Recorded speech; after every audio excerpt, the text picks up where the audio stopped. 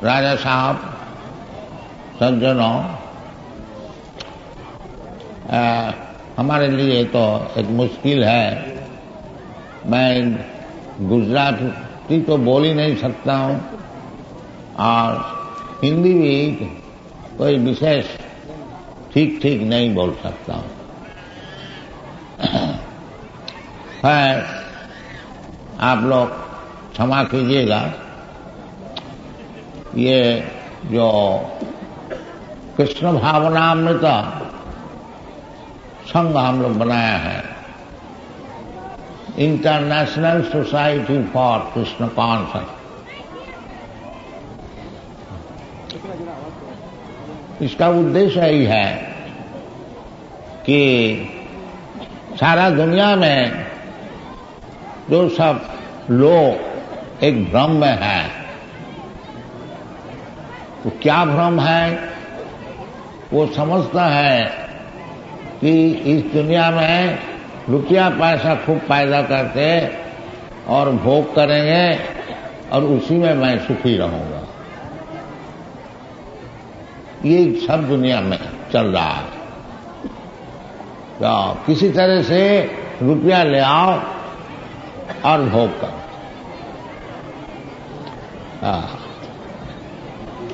पाश्चात्य देश में इसको कहते हैं हिडोनिज्म, ईट ड्रिंक बी मेरी एंड एंजॉय। मेहरबानी करके साथी रखो प्लीज। मैं वॉलंटियर के तरफ से उनको पुलिस से होने की मेहरबानी करके जरा तुम्हारी पर गुजारण की मालूम जरा अनुमान को तो बोली जाए जरा अपने लिए शांति से।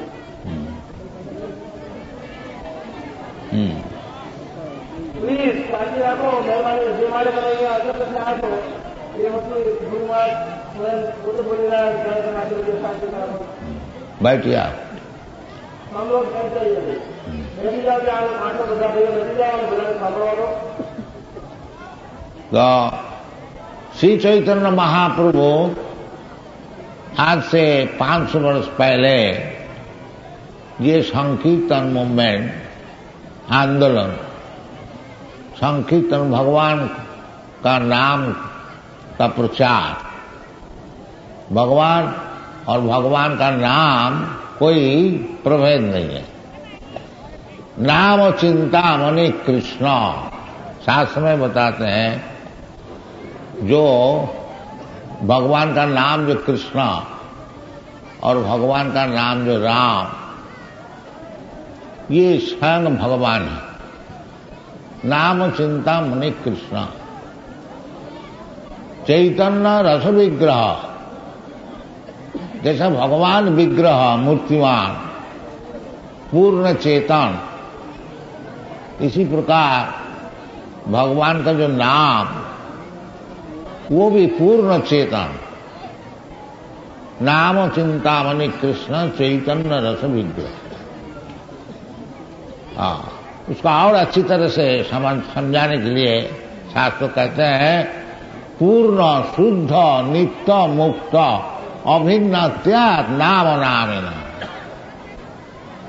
ये नहीं समझना चाहिए कि भगवान नाम से बहुत बड़ा है, नाम कुछ छोटा है। नहीं, जैसा नाम भगवान जैसा सर्वशक्तिमान, इसी प्रकार भगवान का नाम भी सर्वशक्तिमान। नाम नामकारी बहुधा निज सर्वशक्ति तत्रार्पिता। ये भगवान का नाम, भगवान की सब शक्तियां उसमें है। यदि हम लोग शुद्ध नाम कर सकें, नाम जपने के लिए तीन अवस्था है, एक नाम अपराध और एक नामाभास और एक शुद्ध नाम। नाम अपराध, पहले हम अपराध होता है कि बहुत से आदमी ऐसे ही समझते हैं कि हरे कृष्ण नाम जपो और दुर्गा नाम जपो, काली नाम जपो, ये और कोई देवता का नाम जपो, सभी एक है। ये नाम अपराध है। शास्त्र में कहते हैं हरेर नाम, हरेर नाम, हरेर नाम, हरेर नाम ही वो केवल, और कोई नाम नहीं, हरेर नाम। आदमी भ्रम से ये समझता है कि कोई भी नाम जप लो, और वो लोग बोलता है कि ऐसा नाम में से जपो। नहीं, ये शास्त्र विधि नहीं है। हरेर नाम, हरेर नाम, हरेर नाम, हरेर नाम एव केवलम कलौ नास्ति व नास्ति व नास्ति व गतिरन्यथा। कलियुग में सब आदमी बहुत पतित है। कलियुग का विशेष वर्णना द्वादश स्कंद में बताया गया है भागवत में। उसमें मिलता जुलता है। एक शब्द उसमें आया है लावण्यम केश धारणम। कलियुग में आदमी समझेगा कि ज्यादा बाल रखने से बड़ा सुंदर हो जाएगा। आप लोग देखिएगा आजकल नौजवान खूब बाल रखते हैं, वो समझते हम बहुत सुंदर होंगे। लावण्यम केश धारण, बाकी ये कलियुग का एक पहचान है, लक्ष्मण। और भी बहुत से हैं। दाम्पत्य रति में वही, ये स्त्री पुरुष का जो संपर्क है ने पति पत्नी, वो संपर्क तब तक ठीक रहेगा जब तक उनका जो काम परितृप्ति चलेगा। दाम्पत्य रति में वही, इसका प्रमाण विदेश में, पाश्चात्य देश में बहुत, थोड़ा उनका इंद्रिय तर्पण में गोलमाल हुआ तो डाइवोर्स कर दे। तो शास्त्र में लिखा है दाम्पत्य रति में वही, विप्रत्य सूत्र में वही। विप्रत्य ब्राह्मण कैसे रह गए ने, एक दो पैसे का सुतली लगा दिया बहुत। और सब ब्राह्मण का गुण जो है सम दम तितिक्षा आर्जव, ज्ञानम विज्ञानम आस्तिकम ब्रह्म कर्म स्वभाव, सब गीता में बताया, आप लोग जानते हैं। वो सब समदम सब चूल्हे में गया, दो पैसे का सुतली लगा दिया ब्राह्मण। ये सब कलियुग का पहचान है, दिखा है। और आयु और मेधा और दया और धर्म, ये सब बिल्कुल चला जाए। ये सब कलियुग में विस्तार वर्णना है। आप लोग जो भागवत पढ़ेंगे द्वादश स्कंद में तृतीय अध्याय में ये सब वर्णना है। इसलिए चैतन्य महाप्रभु शास्त्र का अनुसार कहते हैं कि हरेर नाम, हरेर नाम, हरेर नाम एव केवलम कलौ नास्ति व नास्ति व नास्ति व गतिरन्यथा। कलियुग में यही एक पंथा है जो कि आपको ये भौतिक जगत से भगवान का पास पहुंचा सकता है। आदमी जानते ही नहीं कि हमारा मनुष्य जीवन का उद्देश्य क्या है, ऐसा नीच हो गया। न ते विदु सार्थ गति विष्णु, पहले भी था, कम था। जैसा पहले भी रावण था, सन्यास वेश लेकर के और सीता को हरण करने को दिया। तो आजकल ज्यादा हो गया। उस समय एक ही सन्यास था रावण मिलता है जो कि सन्यास वेश धारण करके परस्त्री हरण करने के लिए गया। आजकल बहुत मिल जाएगा। तो ये कलियुग है और भी कलियुग का विषय शास्त्र में बताया है कि प्रायेण अल्प आयुष कलौ अस्मिन् युगे जुना मंदास मंद मतयो मंद भाग्या उपद्रुता।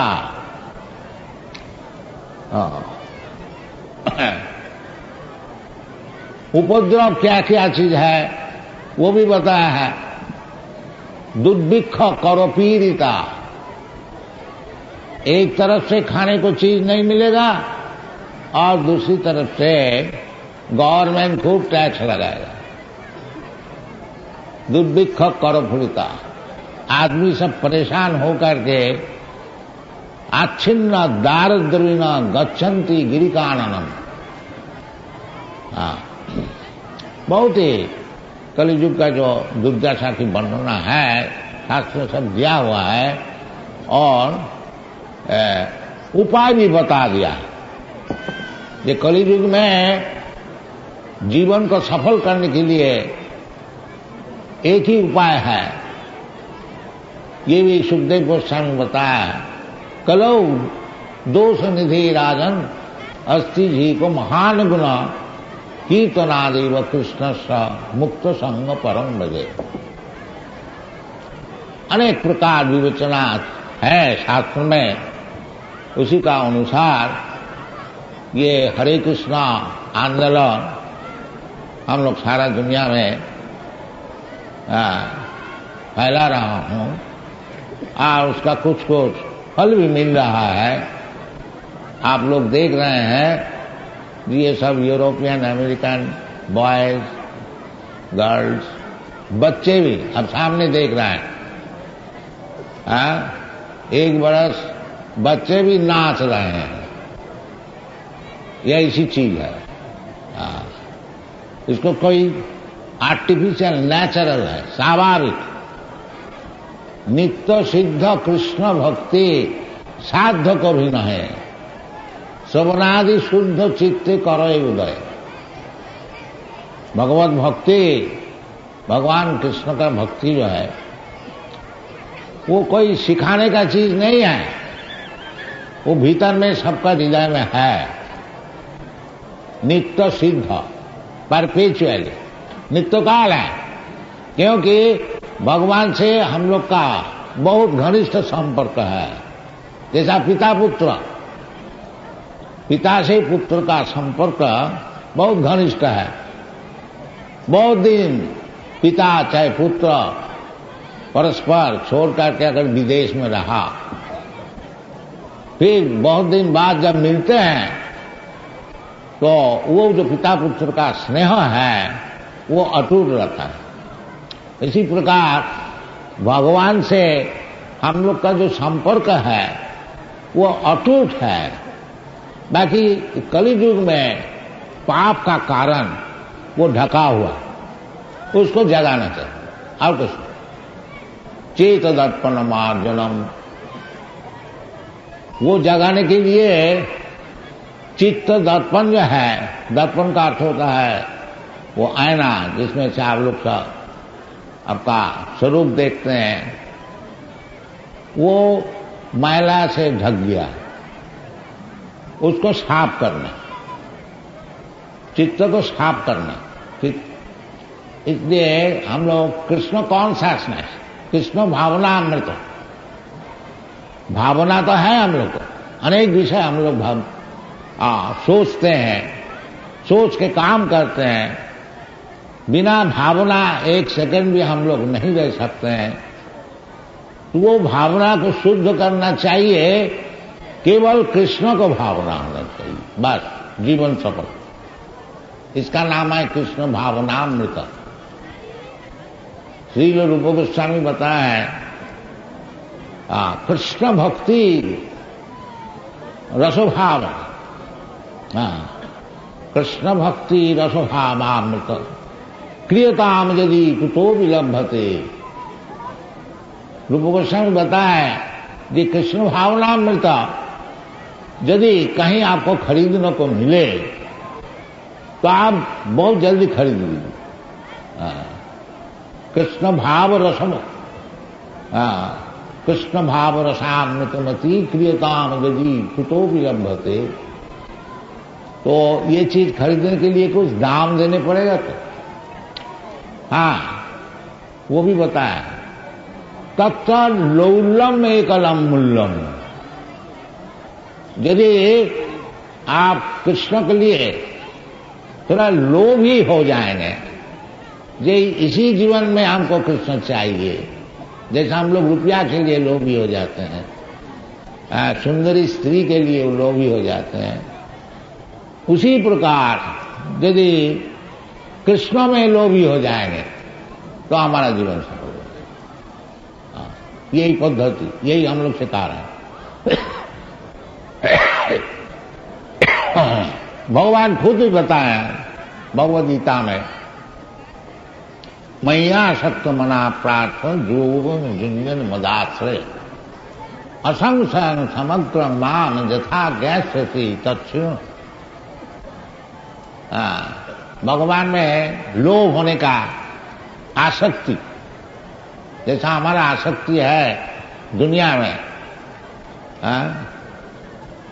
ये धन में, स्त्री में और पद में, ये सब हम लोग चाहते हैं, इसमें आसक्ति है। इसी प्रकार आसक्ति यदि भगवान में हो जाए तो हमारा जीवन सफल हो जाए।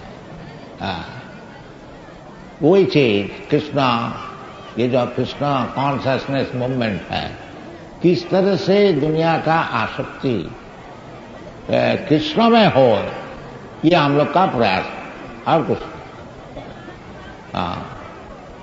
तो भगवान खुद बताएं कि मैया शक्त मना प्रार्थ योग, ये योग है।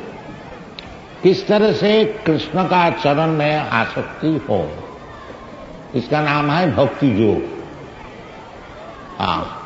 तो भक्ति योग जिस तरह से हो, वो प्रहलाद महाराज बहुत दिन पहले बताया है। श्रवणं कीर्तनं विष्णु स्मरणं पादसेवनम अर्चनं वंदनं दास्यम सखम आत्मनिवेदनम।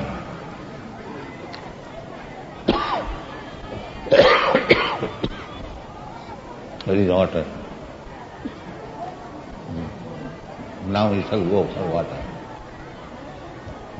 ये श्रवण है प्रधान, भगवत नाम श्रवण।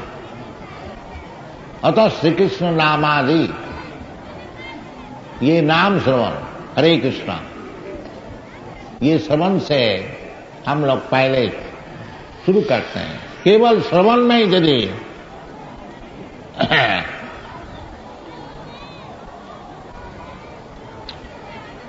हम ध्यान दें, जैसे परीक्षित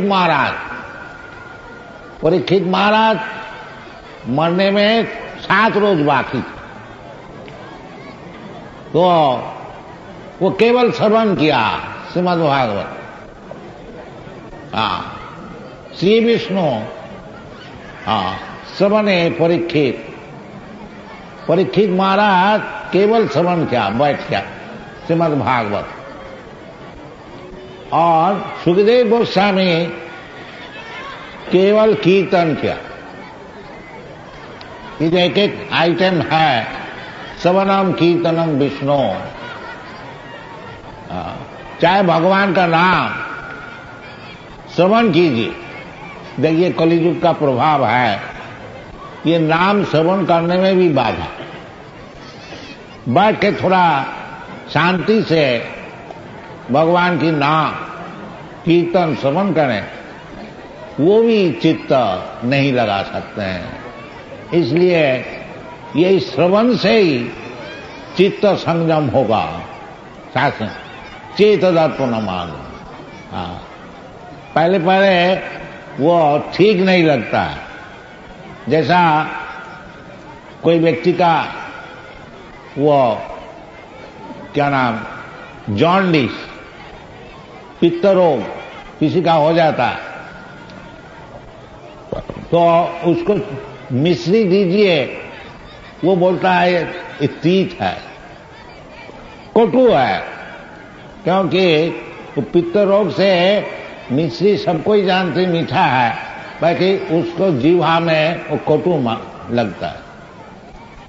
बाकी वो जो पित्त रोग है जॉन्डिस, उसको आराम करने के लिए मिश्री एकमात्र उपाय है।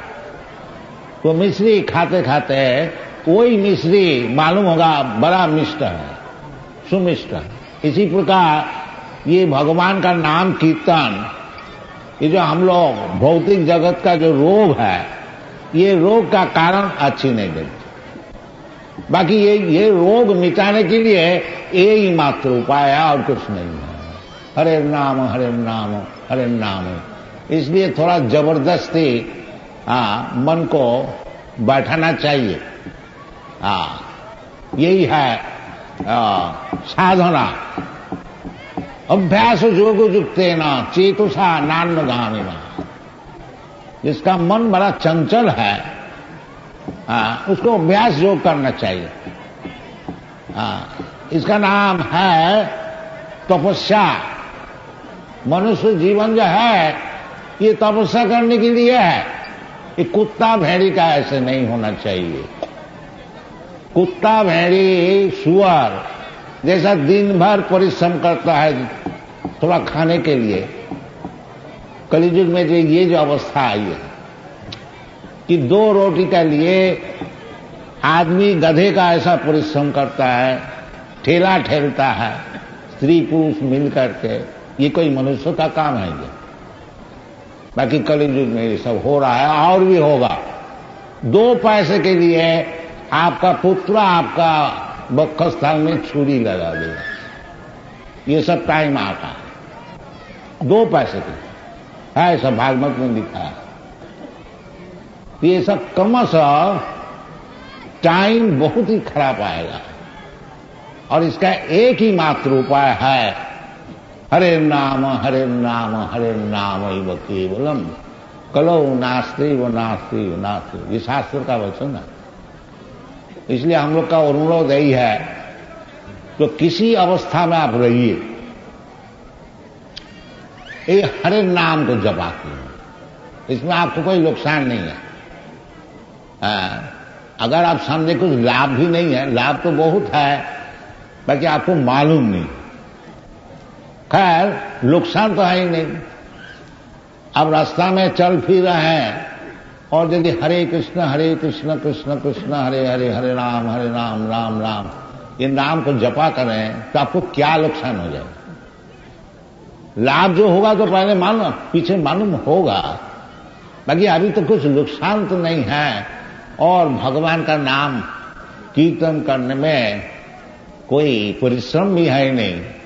तो यही हम लोग का निवेदन है, कहीं भी रहिए, किसी अवस्था में रहिए, कोई भूतल में कोई जगह में रहिए।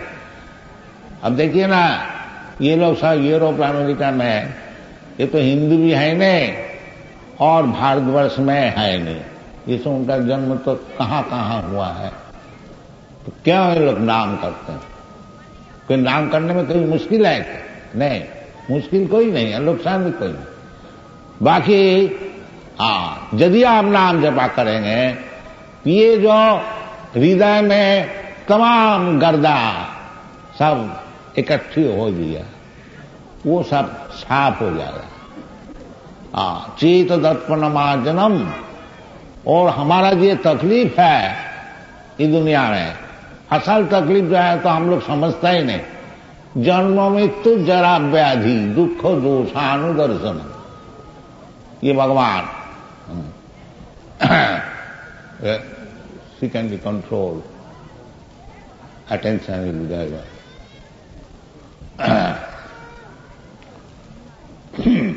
तो चित्त तत्पन मार्जना, जब चित्त तत्पन मार्जित हो जाएगा, साफ हो जाएगा, जैसा ऐनक है हम लोग उसमें अगर गर्दा है वो साफ कर दिया जाए तो आपको जो सुंदर मुख है वो आप देख सकेंगे। इसी प्रकार जितना आप हरिनाम कीजिएगा, हरे कृष्णा आपका चित्त दर्पण मार्जित हो जाएगा, चेत दर्पण मान, और फिर भूल मालूम हो जाएगा ये जो दुनिया में हम इतना परिश्रम कर रहे हैं इसका क्या कारण है, और हम मरने को नहीं चाहता हूं, क्यों हमारा ऊपर मौत आता है, हम बुढ़ा होने को नहीं चाहता हूं, क्यों मैं बुढ़ा हो जाता हूं, हम रोग नहीं चाहता हूं, क्यों रोग हमारा पर जबरदस्ती आता है। ये सब प्रश्न का उत्तर आपको मिल जाएगा, चेत दर्पण मार्जनम।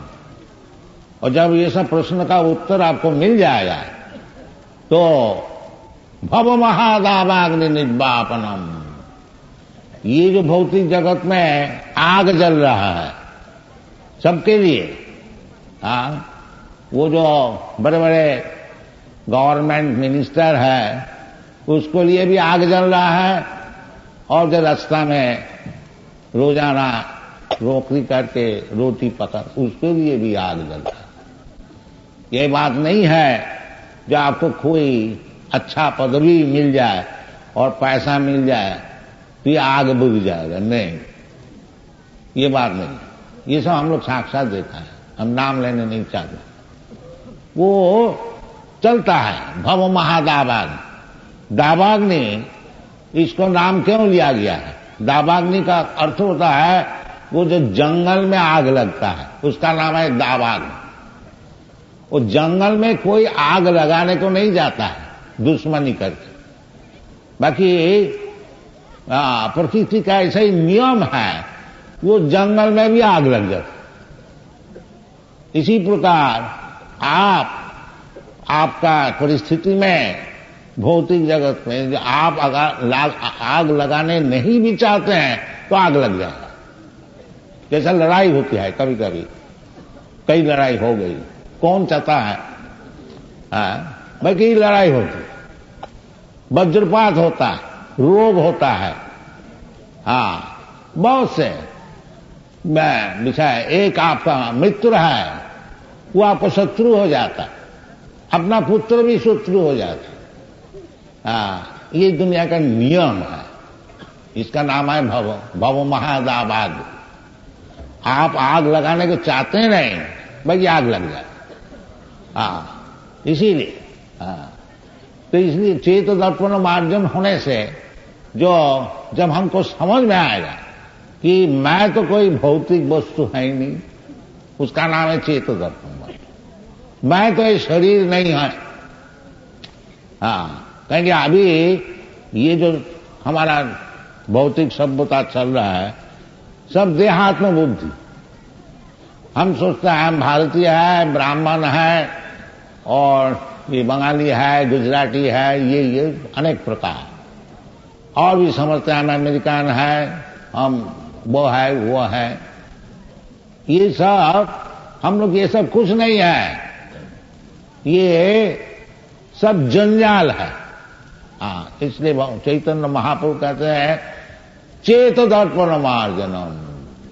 ये जो सब हम लोग भूल से सोचते हैं, जो हम ये है वो है, इसका नाम है वो गर्दाश, उसको मार्जित हो जाए। वो जब जितना जंजाल है वो सब साफ हो जाएगा, उस समय आपको अवस्था है ब्रह्मभूत। ब्रह्मभूत प्रसन्नात्मा। जब आप ब्रह्मभूत हो जाएंगे, आप समझ जाएंगे अहं ब्रह्मास्मि, हम ब्रह्म वस्तु है, हम भौतिक वस्तु नहीं है, शरीर नहीं है। इसी को भगवान पहले ही समझाता है, देहि नस्मिन् यथा देहि कौमार्यो मनुजरा तथा देहांतर प्राप्ति धीर सत्य नमयति। ये सब विचार है। चित्त दर्पण मार्जित नहीं होने का कारण अनेक जंजाल, अनेक भूत से हम लोग जीवन अतिबाहित करते हैं, और ये मनुष्य जीवन जो हमको मिला है ये सब जंजाल हटाने के लिए। बाकी हम जंजाल ज्यों के त्यों रख दिया और बड़ा सेठ बन गया, उसमें क्या लाभ होगा? जंजाल को साफ करो जिसमें जीवन सफल होगा, और जंजाल रख करके थोड़े दिन के लिए 20-50 वर्ष के लिए एक बड़ा सेठ बन गया, हाँ ये गरीब बन गया, वो एक ही बात है। कोई समझता हम बहुत गरीब है, किस तरह से हमको धन मिले, और कोई समझता है जब इतना बड़ा सेठ बन गया तभी हमारा आशा पूर्ण नहीं हुआ। तो बात हो ही रही है, हाँ सब समय चित्त, हाँ एंजाइटी, हाँ ये प्रहलाद महाराज उनके पिता को बताया था, भाई बेटा तुम क्या चीज सीखा है हमको थोड़ा बताओ। तो प्रहलाद महाराज बताया, पिताजी नहीं बोला, तत्साधु मन ने सुरवर्ज देहिना। हाँ पिताजी आप तो असुर का श्रेष्ठ है, असुर वर्ज, वर्ज मीन श्रेष्ठ, बहुत भारी असुर है। तो पिता को बोला, तत्साधु मन ने असुर वर्ज देहिना, जो ये शरीर लिया है भौतिक शरीर, उसके लिए ये उचित है क्या? न हित्यात्मघातम गृह अंधकूपम बनंग गतो जद हरिमाश्रयता। जो ये जो शरीर मिला भौतिक शरीर, इसके लिए सब समय हमको चिंतित रहना पड़ता है। तो साधु मन ने सुरवर्ज देना सदा समुद्विग्न ध्यान असद ग्रहा। ये जो असद वस्तु शरीर में धारण किया है, इसके लिए सब समय समुद्विग्न रहने पड़ेगा। और यदि आप ये समुद्विग्नता से छुट्टी लेने को चाहते हैं तो हित्यात्मघातम गृह अंधकूपम वनंगतो जद हरिमाशय। इसलिए हमारा जो वैदिक सभ्यता है, वानप्रस्थ वन में जाना, हाँ 50 वनं व्रजेत, ये शास्त्र के निर्देश है। जहां 50 वर्ष हो गया अब वन में जाइए। हाँ तो वन में जाने का आजकल सामर्थ्य नहीं है, अभ्यास नहीं है, तो इसलिए कम से कम वृंदावन में आइए। हम लोग वृंदावन में को भारी मंदिर बना है और रहने का जगह है। आप लोग जिसका 50 वर्ष ऊर्ध्व हो गया सब आइए, उधर रहिए, भगवत चर्चा कीजिए और जीवन को सफल कीजिए। वनंगत वो जद हरिमा। खाली वन में जाने से नहीं होगा, वो तो बंदर भी रहता है वन में, नंगे रहते हैं, फल भी खाते हैं, बड़ा सात्विक जीवन, ताकि एक एक बंदर का 2-2, 3-3 दर्जन ओमन चाहिए। उस प्रकार वन में जाने से कुछ फायदा नहीं है। वन में जाइए हरिमाश्रय का, और भगवान का आश्रय ग्रहण कीजिए, ये शास्त्र का निर्देश है।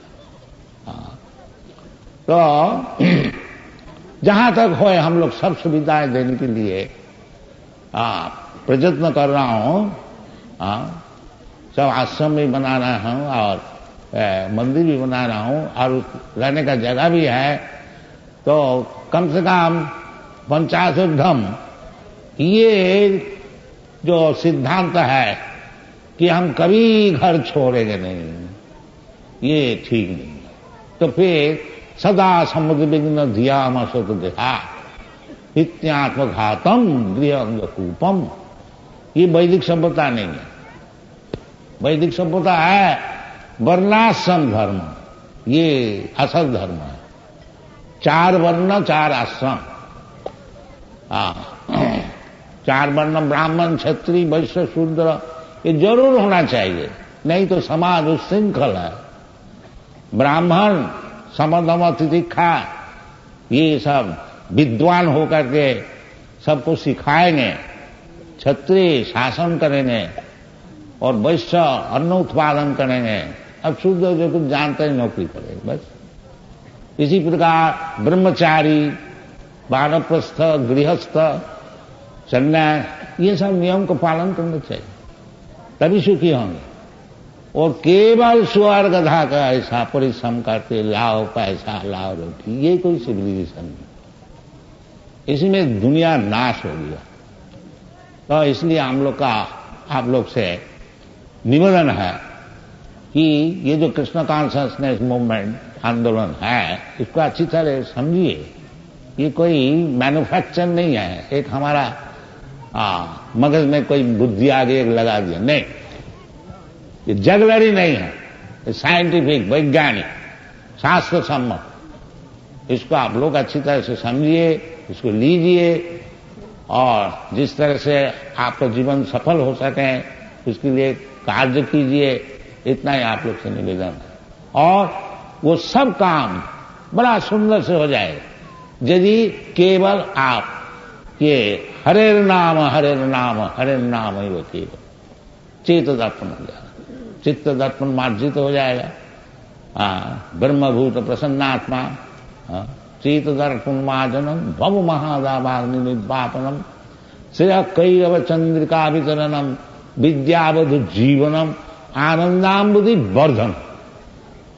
यदि आप इस लाइन में आइएगा तो आप आनंद चाहते हैं, आनंदमय अभ्यासा, जीव मातृ आनंद चाहते हैं। भगवान भी आनंदमय है और भगवान का अंश स्वरूप जो जीव है वो भी आनंद ढोड़ते हैं। तो सुखम मात्रम तिकं जब तक अतीन्द्रिय ग्राह्यम, जो वास्तविक आनंद है वो तो अतीन्द्रिय वस्तु है, ये भौतिक वस्तु नहीं है। रमन्ते जोगिन अनंते सत्यानंदे चिदात्मनि इति रामोपदेनासो परब्रह्म विधीयते। ये शास्त्र में भगवान रामचंद्र का विषय बताया कि राम माने परब्रह्म, कृष्ण माने परब्रह्म, परब्रह्म परम धाम पवित्रम परमम भगवान।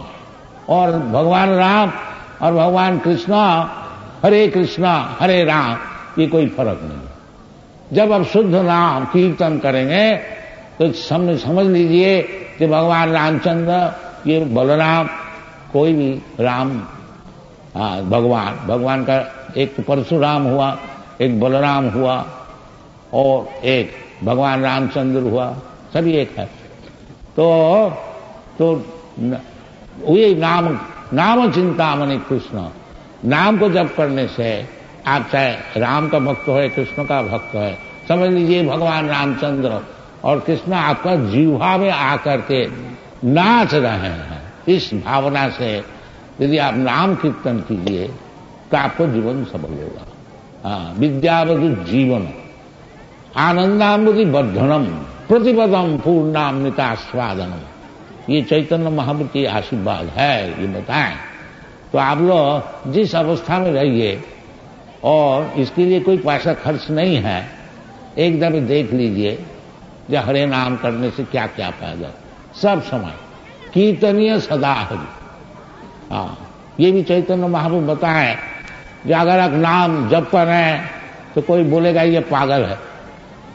देखो तो बिजनेस में अपना बैठे हैं और नाम जप कर रहे हैं। कोई बोलेगा यार जुआ चोरी, ये जुआ चोर है, एक ढंग लगा है, ये सब सहना पड़ेगा। भगवत भक्त होने के लिए बहुत सहन करने पड़ता है। जैसा प्रहलाद महाराज, अपना पिताजी शत्रु हो गया, मारो ये बेटा को, ये भगवान का नाम करता है, हमारा बात सुनते हैं, ये सब शत्रु बन जाए। तो ये सब होते हुए भी तिनादपि सुनीचेन करोरपि सहिष्णुना अमानी नामान देना कीर्तनीय सदा हरि। ये सब सहन करके भगवान का नाम जपा कीजिए, जीवन आपको सब सफल हो जाएगा। Thank you very much. Hare Krishna.